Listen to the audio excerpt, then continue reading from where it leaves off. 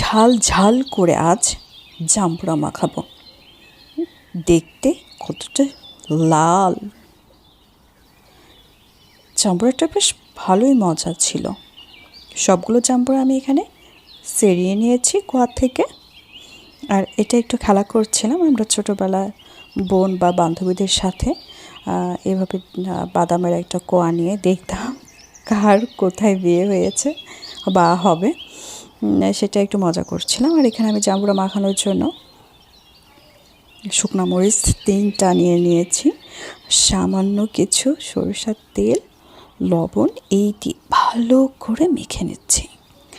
এত মজা হয়েছিল। আর শেষ পাতে যে আমি একটু চিনি ছিটিয়ে দিলাম। এখন তো টক ফলের সময়, আর টক ফল না খেলে হয়? আমরা, জাম্বুরা আর যত টক ফল আছে শরীরের জন্য খুবই উপকার। এই জন্য এইভাবে একটু মাখিয়ে ঝাল ঝাল খেয়ে নেব। অনেক মজা ছিল।